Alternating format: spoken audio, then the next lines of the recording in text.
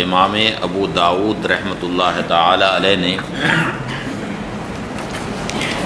یہ فرمایا کہ یہ کتاب 4800 احادیث کا مجموعہ ہے اور یہ ساری حدیثیں احکام سے متعلق۔ ان احادیث میں 4 حدیثیں ایسی ہیں جو آدمی کے دین کے لیے کافی ہیں۔ ان میں ایک حدیث کا بیان کل ہوا، انما الاعمال بالنیات۔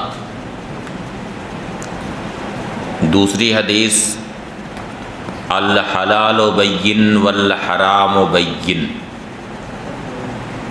وبینہما مشتبہات لا یعلمہن کثیر من الناس فمن اتقى الشبہات فقد استبرأ لدینہ ولعرضہ۔ یہ ایک طویل حدیث، یعنی حلال واضح ہے اور حرام بھی واضح ہے، یعنی کچھ چیزیں ایسی ہیں جن کا حلال ہونا واضح ہے، ہر کوئی جانتا ہے کہ یہ چیز حلال ہے، اور کچھ چیزیں ایسی ہیں جن کا حرام ہونا واضح، جیسے پانی حلال ہے، طیب و طاہر ہے، اس کا حلال ہونا ہر کوئی جانتا ہے۔ شراب حرام ہے، اس کا حرام ہونا ہر کوئی جانتا ہے، اور ان دونوں کے درمیان کچھ مشتبہ چیزیں جن کا نہ تو پورے طریقے سے حلال ہونا ظاہر ہے اور نہ ہی پورے طریقے سے ان کا حرام ہونا ہی ظاہر ہے، یعنی شبہ ہے اس میں۔ تو یہ شبہے والی جو چیزیں ہیں، چونکہ ان میں شبہ ہے، اس لیے ان کی حلت و حرمت کا علم بہت سارے لوگوں کو نہیں۔ لا یعلمہن کثیر من الناس، بہت سارے لوگ انہیں نہیں جانتے، اس لیے جو ان شبہات سے بچ گیا تو اس نے اپنا دین بھی بچا لیا اور اپنی عزت و آبرو بھی بچا لی،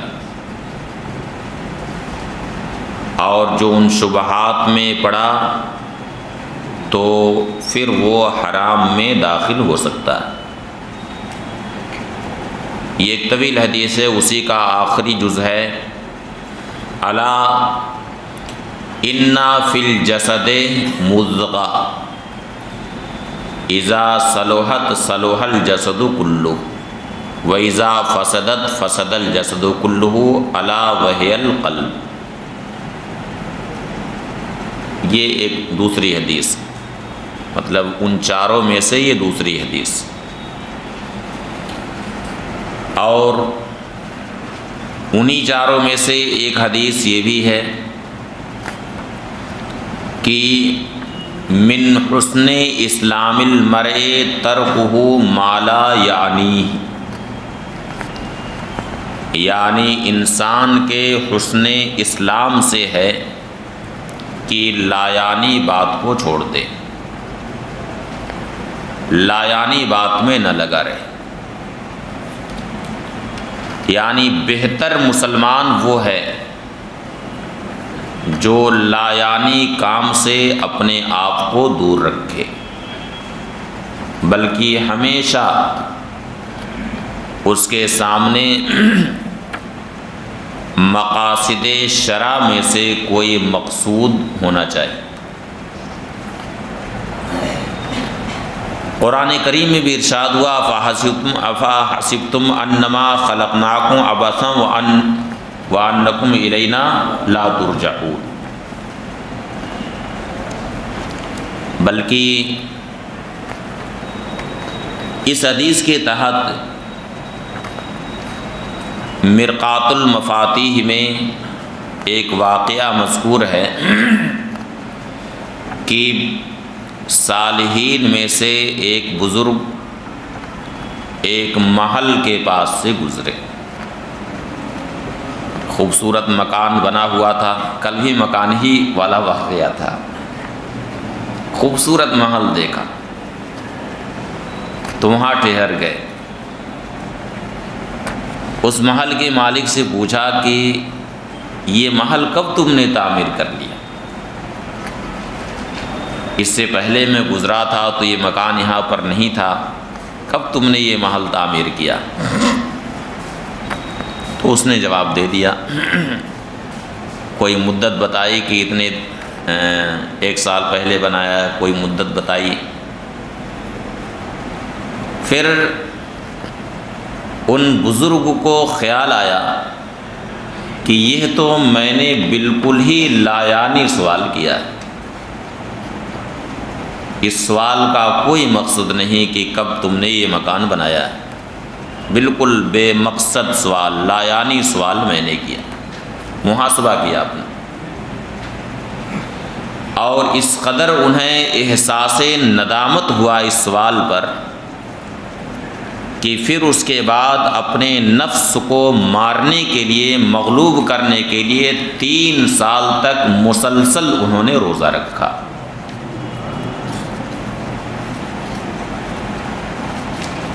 کہ ایک لایعنی سوال کر لیا تھا.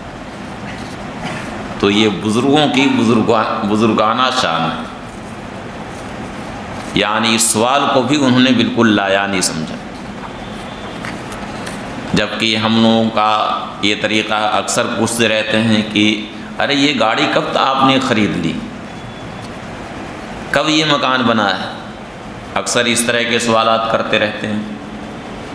مگر اس سوال پر انہیں اتنا احساس ہوا کہ 3 سال تک انہوں نے اپنے آپ کو بھوکا رکھا نفس کو مارنے کے لیے. اور چوتھی حدیث ہے کہ لا یکون المؤمن مؤمنا حتی یحب لأخیہ ما یحب لنفسہ. یعنی کوئی بھی مومن اس وقت تک مومن نہیں ہوگا جب تک کہ اپنے لیے جو پسند کرتا ہے وہ اپنے بھائی کے لیے نہ پسند کرے. یعنی جو اپنے لیے پسند کرتا ہے وہی اپنے بھائی کے لیے پسند کرے. تو یہ 4 حدیثیں وہ ہیں جو آدمی کے دین کے لیے کافی. امام ابو داؤد رحمۃ اللہ تعالی علیہ یہ ان محدثین کرام میں سے ہیں جن کے تعلق سے بعض اصحاب جرح و تعدیل نے فرمایا کہ اولین الحدیث لأبی داؤد کما اولین الحدید لداؤد علیہ السلام. یعنی علم حدیث کو امام ابو داؤد کے لیے اس طرح سے نرم کر دیا گیا، یعنی آسان کر دیا گیا جیسے کہ لوہا حضرت داؤد علیہ السلام کے لیے نرم کر دیا گیا تھا. اور یہ وہ عظیم محدث ہیں کہ اکابر اولیاء کرام ان کی بارگاہ میں حاضری دیا کرتے تھے. چنانچہ اولیاء کرام میں ایک نام آپ حضرات نے حضرت سہل ابن عبداللہ تستری کا سنا ہوگا.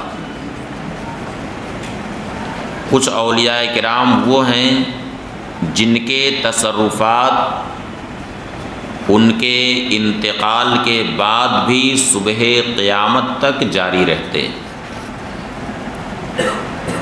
ان اولیاء کرام میں سے ایک نام حضرت سہل ابن عبداللہ تستری کا بھی. صاحب در مختار نے در مختار کے مقدمے میں کچھ اکابر اولیاء کرام کا تذکرہ کیا ہے، ان کا نام لیا ہے۔ ان میں سے ایک نام سہل ابن عبداللہ تستری کا بھی۔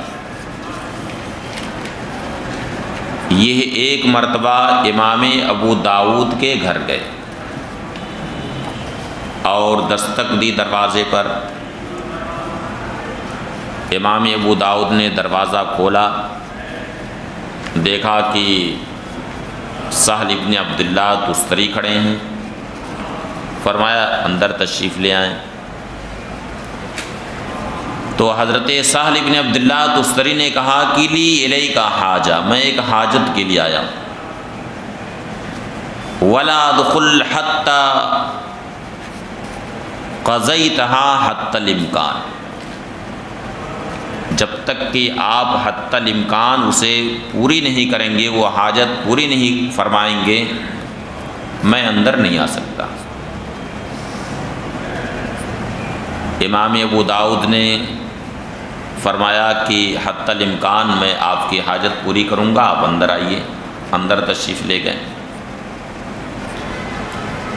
حضرت سہل ابن عبداللہ تستری نے فرمایا اخرج لی لسانک الذی تحدث به عن رسول اللہ صلی اللہ علیہ وسلم حتی اقبلہ،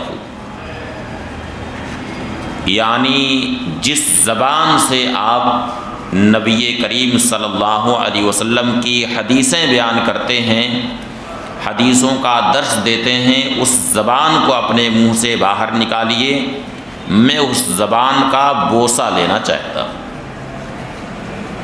صرف یہی میری حاجت، باقی میرا اور کوئی مقصد نہیں۔ امام ابو داؤد نے زبان نکالی، انہوں نے بوسہ لیا، پھر خوشی خوشی واپس تشریف لے گئے۔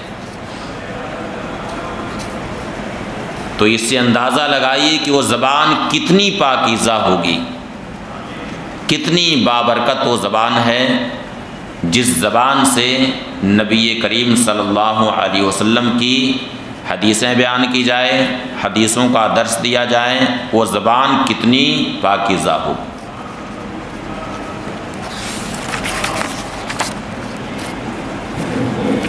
کتاب الضحایا، باب ما جاء فی ایجاب الاضاحی۔ ضحایا یہ ضحیتن کی جمع، جیسے ہدیتن کی جمع ہدایا۔ کہیں کہیں کتاب الاضاحی بھی آپ کو نظر آئے گا، تو اضاحی یہ اضحیہ کی جمع، اور عید الاضحیٰ بھی کہتے ہیں، تو اضحیٰ یہ اضحات کی جمع ہے، تو کئی لغتیں یہاں پر ہیں۔ یہ باب ہے قربانی کے ایجاب کے بیان میں، یعنی صاحب استطاعت پر قربانی واجب ہے۔ حدثنا مسدد حدثنا یزید تحویل السند، وحدثنا حمید بن مسعدہ قال حدثنا بشر۔ تحویل والی ہا جامع ترمذی میں بھی جگہ جگہ آپ کی نظروں سے گزری۔ ان کے انداز بیان میں اور امام ابو داؤد کے انداز بیان میں تھوڑا سا فرق۔ امام ترمذی کا طریقہ یہ ہے کہ جو شیخ دونوں سندوں کے ملتقا ہوتے ہیں، جن پر دونوں سندیں ملتی ہیں، ان کا نام دونوں سندوں کے اخیر میں مذکور ہوتا ہے۔ یہ امام ترمذی کا طریقہ، ان کا نام دونوں سندوں میں مذکور ہوتا ہے۔ جیسے سماک ابن حرب پر دونوں سندیں مل رہی ہیں، تو دونوں سندوں کے آخر میں سماک ابن حرب کا نام رہے گا، لیکن سنن ابی داؤد میں ایسا نہیں۔ یہاں پر عبداللہ ابن عون پر یہ دونوں سندیں مل رہی. پہلی والی سند حدثنا مسدد حدثنا یزید عن عبداللہ بن عون. دوسری سند ہے حدثنا حمید بن مسعدہ قال حدثنا بشر عن عبداللہ بن عون. یہ دونوں سندیں عبداللہ بن عون پر مل رہی. عبداللہ ابن عون نے عامر ابی رملہ سے روایت کی. عبداللہ ابن عون پر دونوں سندیں ملیں، مگر دونوں سندوں کے اخیر میں یہ نام مذکور نہیں، بلکہ دونوں سندیں جہاں ختم ہو رہی ہیں اب اس کے بعد پھر عبداللہ ابن عون کا ذکر آ رہا ہے. عبداللہ ابن عون نے عامر ابو رملہ سے روایت کی. انہوں نے فرمایا انبأنا مخنف بن سلیم، ہمیں مخنف ابن سلیم نے خبر دی. قال، وہ فرماتے ہیں کہ ہم نبی کریم صلی اللہ علیہ وسلم کے ساتھ عرفات میں وقوف کیے ہوئے تھے. وقوف یہ واقف کی جمع. ہم عرفات میں نبی کریم صلی اللہ علیہ وسلم کے ساتھ وقوف کیے ہوئے تھے کہ اس وقت نبی کریم صلی اللہ علیہ وسلم نے ارشاد فرمایا یا ایھا الناس ان علی کل اہل بیت فی کل عام اضحیہ. اے لوگو، ہر گھر والوں پر ہر سال ایک قربانی ہے اور ایک عطیرہ.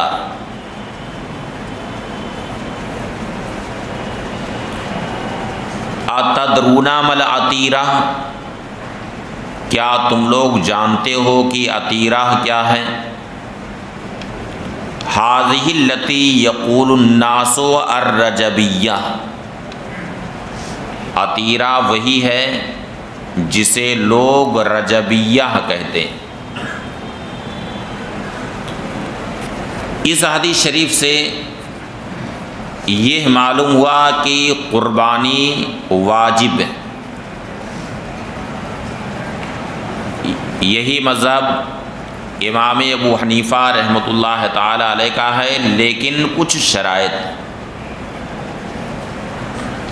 یعنی مسلمان ہو، ساتھ ہی ساتھ وہ مقیم ہو اور صاحب استطاعت، صاحب نصاب. صاحب استطاعت کا مطلب صاحب نصاب ہو، مالک نصاب. تو مسلمان ہونے کے ساتھ مقیم رہنا بھی ضروری. لہٰذا اگر آدمی مسافر ہے تو اس پر قربانی واجب نہیں، کیونکہ ظاہر ہے کہ قربانی یہ مخصوص دنوں میں واجب ہے. اب ان دنوں میں آدمی سفر میں ہے تو اب ظاہر ہے کہ قربانی کا جانور یا تو ساتھ میں لے کے سفر کرے، جہاں جائے وہ جانور لے کے جائے ساتھ میں، تو اس میں بھی اس کے لیے دشواری ہے. وہ جانور کہاں کہاں لے کر کے جائے گا، اور جانور لے کر کے سفر نہ کرے تو اب سفر کی حالت میں آدمی ہے تو اب سفر میں وہ جانور کہاں تلاش کرے گا قربانی کا. اس لیے مسافر پر قربانی واجب نہیں، مقیم ہونا ضروری ہے وجوب کے لیے، اور ساتھ ہی ساتھ اسے مالک نصاب بھی ہونا ضروری ہے واجب ہونے کے لیے. اور اس کا نصاب وہی ہے جو صدقہ فطر کا نصاب ہوتا ہے،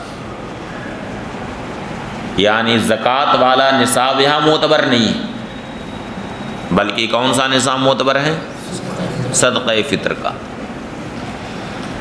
زکوٰۃ مال نامی پر واجب ہوتی، یعنی مال تجارت پر زکوٰۃ واجب ہوتی، یا پھر سونے چاندی پر زکوٰۃ واجب ہے، یعنی مال نامی حقیقتاً ہو یا حکماً اس پر زکوٰۃ واجب، اور وہ بھی حولان حول چاہیے وہاں پر۔ لہٰذا اگر مال نامی نہیں ہے یا حولان حول ابھی نہیں ہوا ہے، سال نہیں گزرا ہے، تو ابھی اس پر زکوٰۃ واجب نہیں۔ لیکن صدقہ فطر کے نصاب میں مال نامی ہونا ضروری نہیں، اور نہ ہی سال گزرنا ہی ضروری۔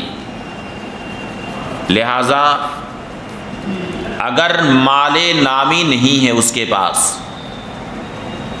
مگر اتنا مال ہے جو نصاب تک پہنچ جا رہا،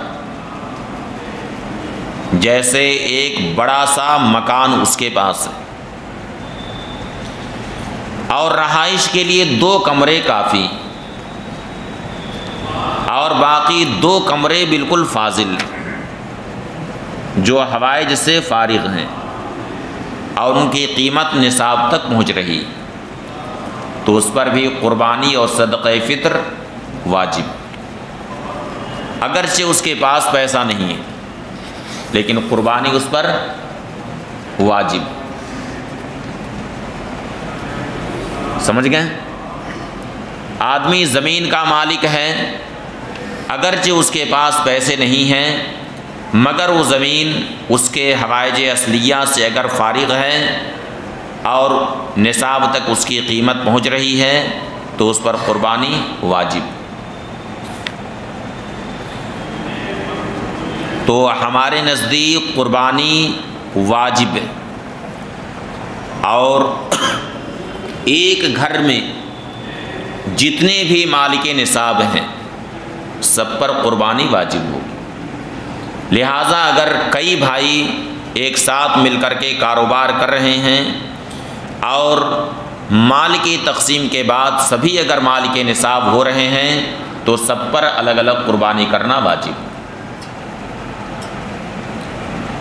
امام شافعی رحمۃ اللہ تعالی علیہ کے نزدیک قربانی سنت مؤکدہ کفایہ، ان کے وہاں سنت مؤکدہ کفایہ، یعنی اگر پورے گھر کی طرف سے ایک قربانی ہو گئی تو امام شافعی رحمۃ اللہ تعالی علیہ کے نزدیک یہ کافی، ہر ایک پر ان کے وہاں قربانی واجب نہیں۔ اور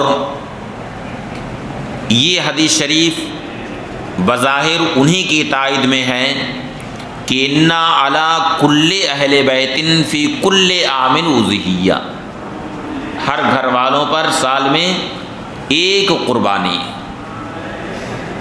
لہذا پورے گھر کی طرف سے اگر ایک قربانی ہو گئی تو پورے گھر کی طرف سے وہ کافی۔ امام ابو حنیفہ رحمۃ اللہ تعالی علیہ کی دلیل دوسری حدیث شریف کی من کانا فی ساعۃ فلم یضح فلا یقربن مصلانا، من کانا فی ساعۃ فلم یضح فلا یقربن مصلانا، یعنی جس شخص کے پاس گنجائش اور قربانی نہ کرے تو وہ ہرگز ہماری عیدگاہ کے قریب نہ آئے۔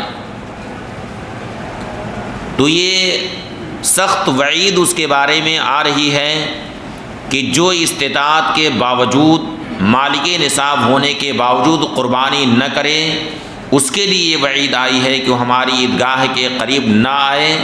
یہ اس بات کی دلیل ہے کہ ہر صاحب نصاب پر قربانی واجب ہے، لہٰذا گھر میں جتنے لوگ بھی صاحب نصاب ہوں گے ہر ایک پر قربانی واجب۔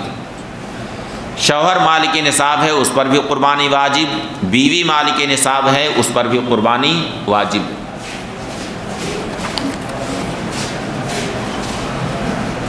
اتدرون مل عتیرہ، کیا تم لوگ جانتے ہو کہ عطیرہ کیا ہے؟ ھذہ التی یقول الناس الرجبیہ، عطیرہ وہی ہے جسے لوگ رجبیہ کہتے ہیں۔ رجبیہ ہے، یہ رجب کی طرف منسوب ہے۔ تو مسلمان صدر اسلام میں یعنی شروع میں رجب کے مہینے میں اللہ تعالیٰ کی بارگاہ میں تقرب حاصل کرنے کے لیے جانور ذبح کرتے تھے، اور شروع میں وہ واجب تھا جسے عطیرہ بھی کہتے ہیں اور رجبیہ بھی کہتے ہیں۔ چونکہ ماہ رجب میں اسے ذبح کرتے تھے، اس لیے رجب کی طرف نسبت کرتے ہوئے اسے رجبیہ کہا جاتا ہے۔ پھر بعد میں اس کا وجوب منسوخ ہو گیا، چنانچہ امام ابو داؤد فرماتے ہیں العطیرہ منسوخہ، عطیرہ منسوخ ہے۔ ھذا خبر منسوخ، یعنی یہ حدیث منسوخ۔